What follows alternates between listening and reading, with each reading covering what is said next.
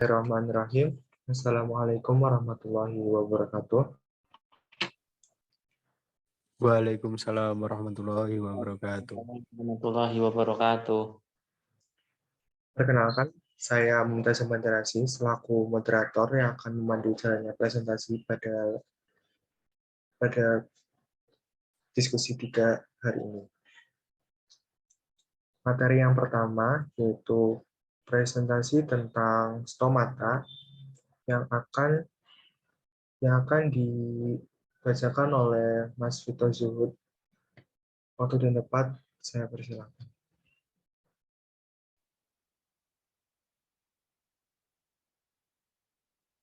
Mungkin untuk materi stomata ini bisa dibacakan oleh Saudara Adi Warsito ya. Silakan.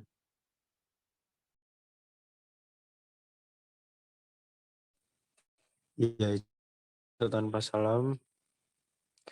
Stomata. Stomata adalah tumbuhan hijau melakukan fotosintesis untuk membuat makanan sendiri. Fotosintesis tumbuhan menyerap karbon dioksida dan melepaskan oksigen melalui celah yang dinamakan dengan stomata. Istilah stomata berasal dari bahasa Yunani, dari kata stoma yang berarti mulut. Hal tersebut mengacu pada stomata yang berupa celah seperti mulut atau mata bisa membuka dan menutup. Gerakan terbuka stomata pada daun saat melakukan fotosintesis disebabkan oleh kenaikan kadar gula pada plasma sel pengawal. Dilansir dari National Center for Biotechnology Information, stomata sebagai organ pengatur gas pada tumbuhan telah mengembangkan struktur spesifik dan fisiologi yang unik dan menghasilkan pergerakan sel penjaga. Lanjut, Mas, slide berikutnya. Struktur stomata pada umumnya ditemui di lapisan epidermis di seluruh bagian tumbuhan kecuali akar. Stomata memiliki struktur berupa celah berbentuk elips yang dikelilingi sel penjaga pada epidermis. Sel penjaga merupakan struktur bibir. Stomata yang mengendalikan penutupan serta pembukaan stomata. Itu dilansir dari biologi discussion. Sel penjaga adalah sel epidermis khusus yang dinding selnya tebal juga tidak elastis dan dikelilingi oleh sel epidermis modifikasi lain. Dinamakan sel tambahan atau sel aksesoris.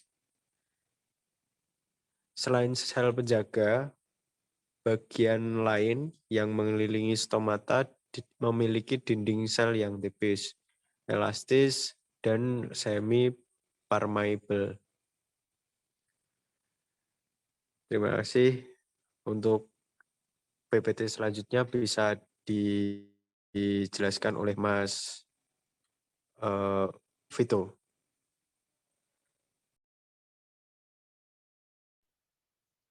Baik, terima kasih Mas Adi. Izin masuk.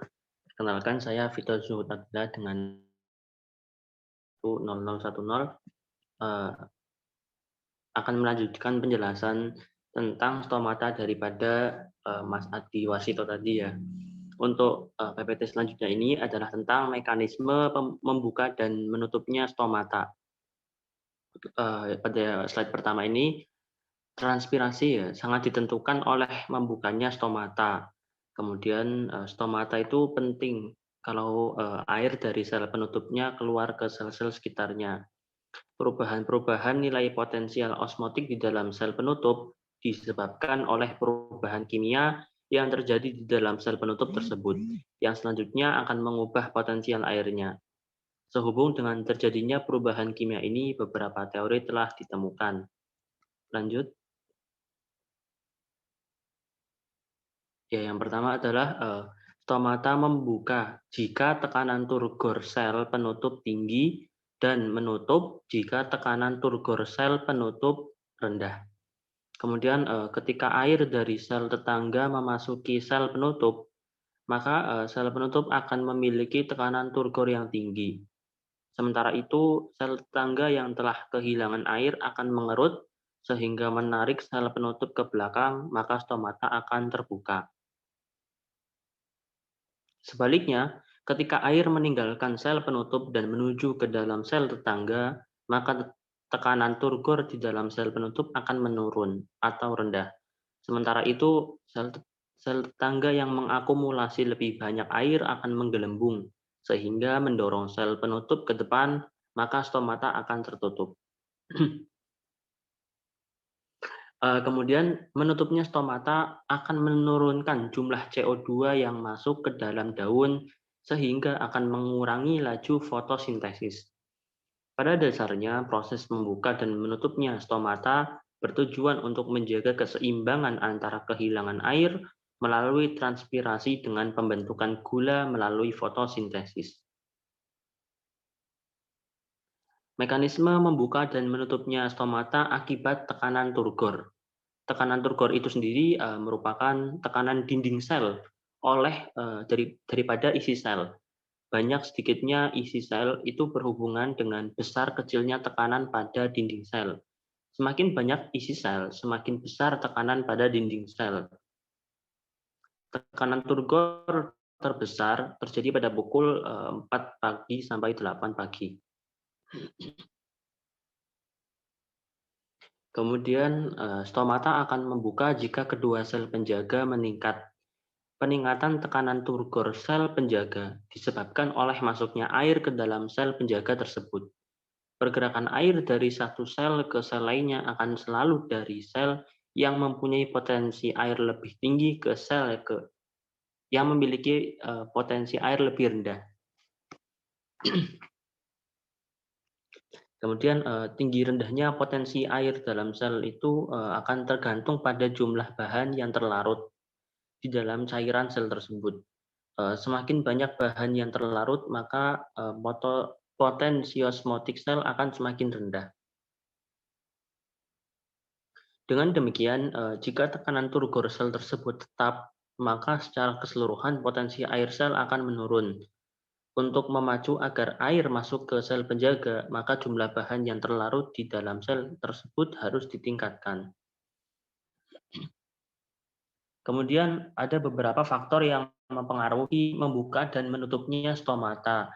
Yang pertama itu adalah faktor eksternal. Di antaranya adalah intensitas cahaya matahari, kemudian konsentrasi CO2, dan terakhir asam absisat atau ABA. Kemudian cahaya matahari, masih dalam pembahasannya tadi, cahaya matahari merangsang sel penutup menyerap ion K+ dan air, sehingga stomata membuka pada pagi hari. Kemudian poin kedua, konsentrasi CO2 yang rendah di dalam daun juga menyebabkan stomata terbuka.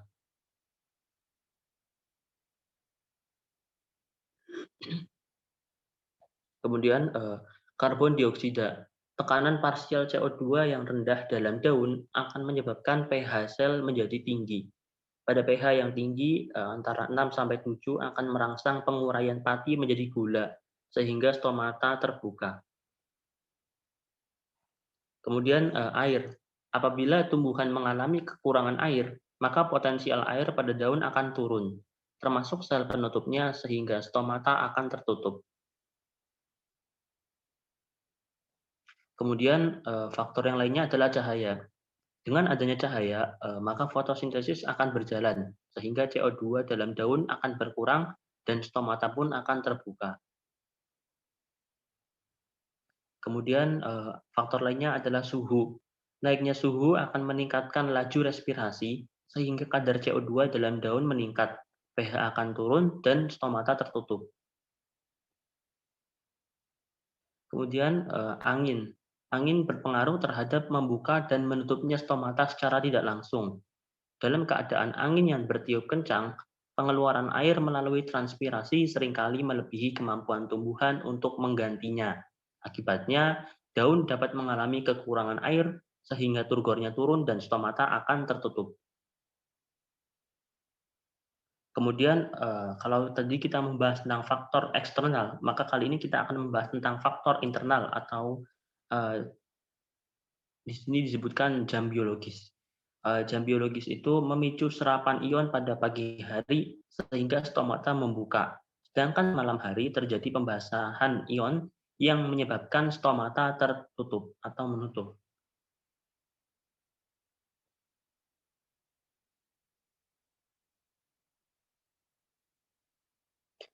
Stomata pada tumbuhan berbeda karena perbedaan keadaan letak sel penutup, penyebarannya, bentuk dan letak penebalan dinding sel penutup, serta arah membukanya sel penutup, jumlah dan letak sel tetangga pada tumbuhan dikotil dan monokotil, letak sel-sel penutup terhadap permukaan epidermis, dan antogen atau asal-usulnya.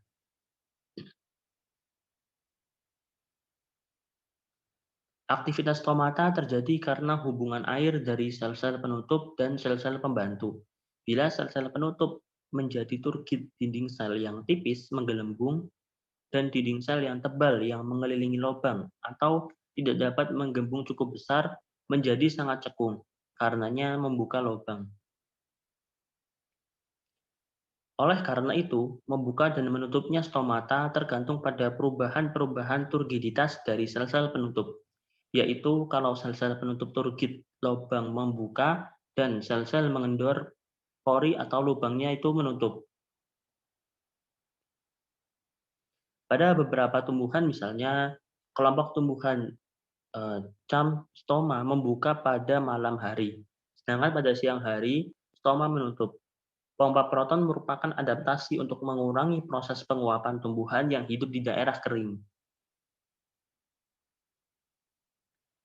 Adaptasi lainnya yang terdapat pada tumbuhan xerofit untuk mengurangi proses transpirasi, yaitu memiliki daun dengan stoma tersembunyi atau masuk ke bagian dalam yang ditutupi oleh trikoma atau rambut-rambut yang merupakan penjuluran epidermis. Mungkin ini saja yang dapat saya sampaikan. Untuk pembahasan selanjutnya terkait materi tentang xerofit atau yang lainnya mungkin bisa dilanjutkan oleh pemateri selanjutnya, yaitu Mbak Afah Ikromi.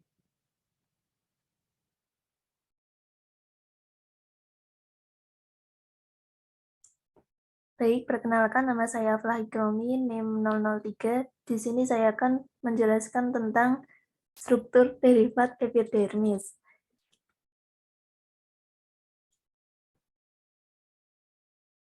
Derivat epidermis merupakan suatu bangunan atau alat tambahan pada epidermis yang merupakan modifikasi dari epidermis. Artinya, jaringan tersebut berasal dari epidermis tetapi memiliki struktur dan fungsi yang berlainan dengan epidermis itu sendiri. Berikut beberapa modifikasi jaringan epidermis. Yang pertama adalah stomata, kedua trikoma, 3 sel kipas, 4 sel silika dan sel gabus, 5 litosit, dan 6 sel mirosin. Yang pertama adalah stomata. Stomata merupakan modifikasi jaringan epidermis yang terspesialisasi menjadi sebuah organ yang berperan dalam mengatur keluar masuknya air beserta udara pada daun. Pengaturan masuknya udara dan air dilakukan oleh sepasang sel penjaga yang memiliki pori-pori di antara dua sel tersebut. Berikut perbedaan stomata pada tumbuhan mesofit, xerofit, epifit, dan hidrofit. Yang pertama adalah tumbuhan mesofit. Tumbuhan mesofit adalah tumbuhan terrestris atau daratan yang tumbuh dalam kondisi tidak terlalu basah dan tidak terlalu kering. Stomata banyak ditemukan pada bagian bawah daun. Yang kedua, tumbuhan xerofit. Tumbuhan xerofit adalah tumbuhan yang tumbuh di daerah kering dan kelembaban udara sangat rendah, sehingga transpirasi sangat kecil. Karena berada di daerah yang kering, maka memiliki berbagai modifikasi untuk dapat mengurangi transpirasi. Salah satunya modifikasi stomata. Stomata pada tumbuhan xerofit terkonsentrasi di permukaan bawah daun. Seringkali terletak di skrip, yaitu lekukan untuk melindungi stomata dari angin kering untuk mengurangi transpirasinya. Selanjutnya yaitu tumbuhan epifit. Tumbuhan epifit adalah tumbuhan yang tumbuh dengan cara menumpang pada tumbuhan lain sebagai tempat hidupnya. Stomata berada di kedua sisi daun, yaitu bagian atas dan bawah daun. 4. Tumbuhan hidrofit adalah tumbuhan yang habitatnya berupa tempat basah atau berupa air. Stomata pada tumbuhan ini banyak ditemui pada bagian epidermis atas. Jaringan eparenkimnya dipenuhi dengan udara karena memiliki ruang antar sel yang luas.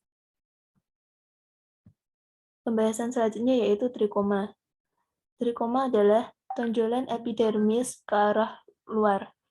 Trikoma memiliki fungsi, antara lain mengurangi penguapan, meneruskan rangsang, mengurangi gangguan hewan, membantu penyebaran biji, membantu penyerbukan bunga, dan menyerap air serta garam-garam mineral dari dalam tanah.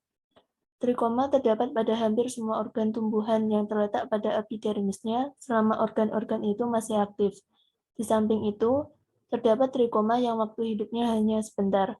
Trikoma yang seperti ini biasanya tumbuh lebih dahulu menjelang atau dalam hubungan dengan organ dalam masa pertumbuhannya. Melihat dari susunannya, maka akan dibedakan trikoma yang terdiri dari satu sel atau uniseluler dan yang multiseluler. Trikoma merupakan salah satu alat tumbuhan atau derivat dari jaringan epidermis. Trikoma atau rambut daun banyak ditemukan di tulang helaian daun, di biji, dan ada juga yang terdapat di buah yang disebut dengan rambut buah. Berdasarkan ada tidaknya fungsi sekresi, trikoma dibedakan menjadi dua, yaitu trikoma glandular dan trikoma non-glandular. Trikoma glandular yaitu trikoma yang memiliki sekret dan berfungsi untuk sekresi. Yang kedua, trikoma non-glandular, yaitu trikoma yang tidak memiliki sekret dan juga tidak memiliki fungsi sekresi. Sedangkan berdasarkan jumlah sel penyusunnya, trikoma dibedakan menjadi dua, yaitu uniseluler, yang merupakan trikoma pada umumnya uniseluler tidak bercabang, namun ada kalanya yang bercabang. Yang kedua, multiseluler. Pada trikoma ini ada yang cabangnya seperti pohon, ada yang memanjang, dan ada juga yang mendatar.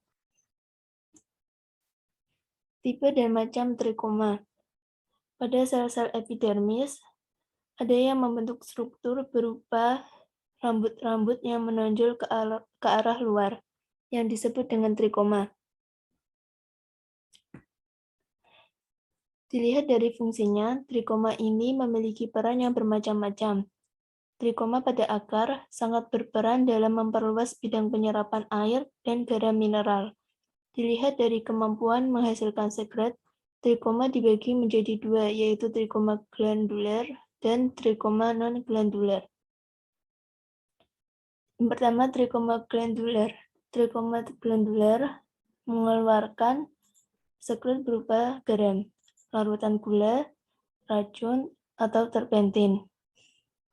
Yang kedua, trikoma non-glandular. Trikoma yang biasanya hanya berupa tonjolan berupa duri-duri pada batang, daun, atau buah yang tidak menghasilkan sekret.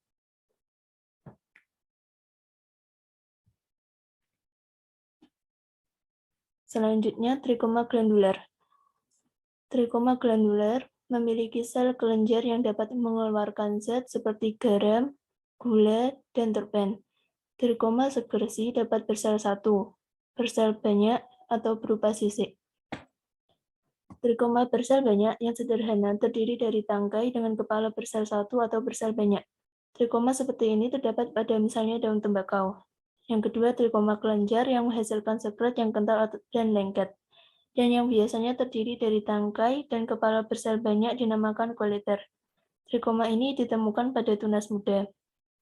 Yang ketiga, trikoma rambut gatal terdapat pada urtika. Rambut sekresi bersel satu dan bersel banyak yang menghasilkan nektar terdapat pada bunga atau bagian lain di luar bunga. Trikoma glandular terlibat dalam sekresi senyawa. ialah garam, madu, terpen, dan polisakarida. Dikelompokkan menjadi dua. Yang pertama, trikoma seperti gelembung yang terdiri atas sel kelenjar, dan yang kedua, kelenjar multisel, yang terdiri atas beberapa sel kelenjar dan sel basal. Untuk materi selanjutnya akan disampaikan oleh Mumtazah.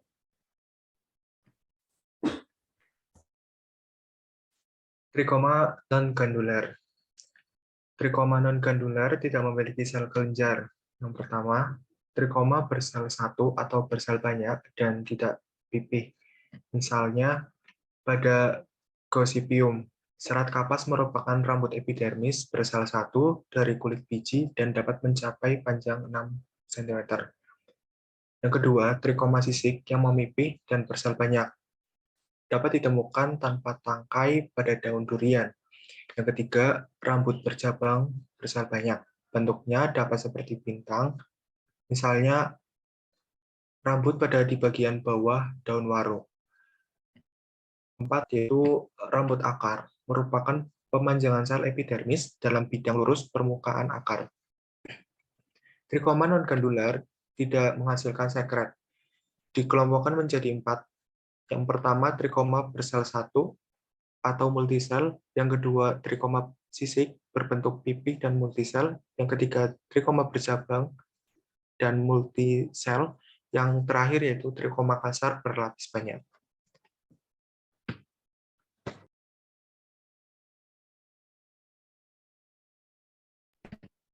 Jenis trikoma. Rambut atau trikoma bersel satu atau bersel banyak dibentuk dari sel epidermis. Struktur yang lebih besar dan padat seperti kutil dari duri, seperti duri mawar contohnya, yang tersusun dari jaringan epidermis disebut emergens.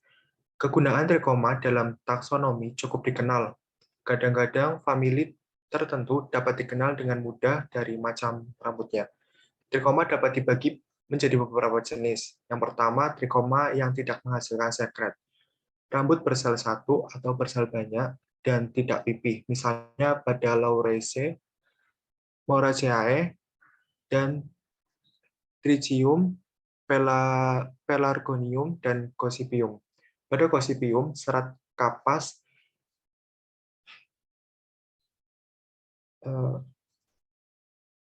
rambut sisik yang memipih dan bersel banyak ditemukan tanpa tangkai atau sesil pada daun durian atau Duriosymbetinus atau bertangkai pada olea. Rambut bercabang bersel banyak, bentuknya dapat seperti bintang, misalnya rambut di bagian bawah daun waru atau hibiscus, atau seperti tempat lilin pada verbascum. Rambut akar merupakan pemanjangan sel epidermis dalam bidang yang tegak lurus. Sel berbentuk bulat panjang, mencapai panjang 80 sampai 1.500 dengan garis tengah 5 sampai 17. Rambut akar memiliki vakuola besar dan biasanya berdinding tipis. Slide selanjutnya.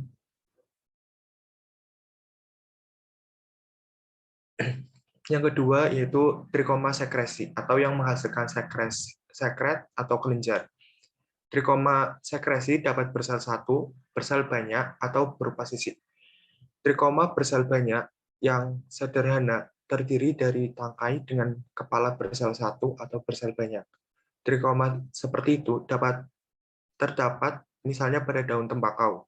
Trikoma kelenjar menghasilkan sekret yang kental dan lengket, dan biasanya terdiri dari tangkai dan kepala bersel banyak dinamakan koleter. Trikoma seperti itu ditemukan berkelompok pada tunas muda, dan sekret yang dihasilkan menjaga tunas dari kekeringan. Jenis trikoma kelenjar lain adalah kelenjar cerna yang terdapat pada tumbuhan pemakan serangga atau Nepenthes. Trikoma lain yang juga terspesialisasi adalah rambut katal pada Urtica. Trikoma terdiri dari sel-sel panjang yang memiliki dasar yang lebar membengkak, sedangkan bagian atasnya sempit dan runcing. Dinding bagian ujung yang runcing mengandung silika. sedangkan pada bagian tepat di bawahnya mengandung kalsium.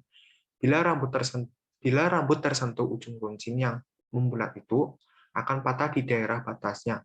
Sisanya berujung runcing dengan mudah menembus kulit orang yang menyentuh tumbuhan tersebut. Di saat itulah kandungan rambut histamiin dan asetilkolin masuk ke kulit dan menimbulkan rasa gatal.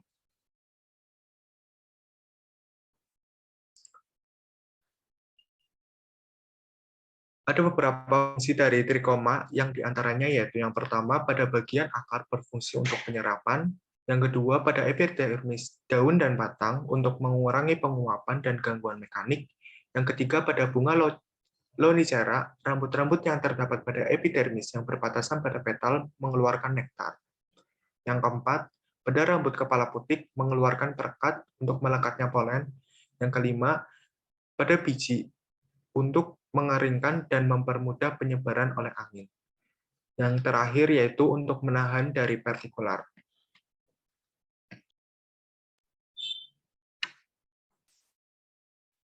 Baik, mungkin itu presentasinya.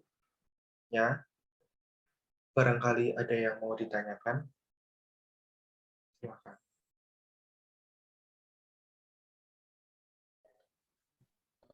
Sebelumnya izin masuk tanpa salam sekaligus izin bertanya. Bagaimana adaptasi dari tumbuhan saprofit itu sendiri? Terima kasih.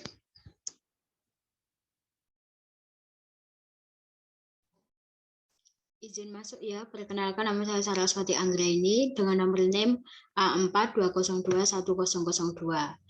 Adaptasinya adalah dengan menutup stomata dengan menggunakan trikoma atau rambut-rambut yang merupakan penjuluran epidermis. Bentuk adaptasinya yaitu daun tidak berbentuk lembaran, melainkan mengalami modifikasi menjadi duri atau sisik. Terima kasih.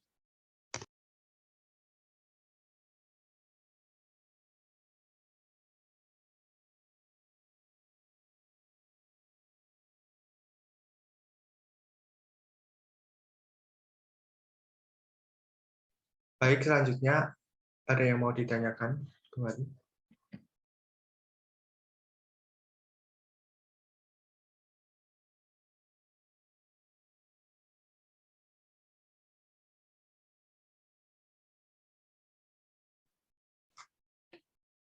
Baik, mungkin itu saja presentasi dari kelompok 1, diskusi 3 tentang stomata dan derivat pada 4 jenis tanaman. Kurang lebihnya mohon maaf. Kami undur diri. Wabillahi taufiq wal hidayah. Wassalamualaikum warahmatullahi wabarakatuh. Waalaikumsalam warahmatullahi wabarakatuh. Waalaikumsalam warahmatullahi wabarakatuh. Waalaikumsalam warahmatullahi wabarakatuh.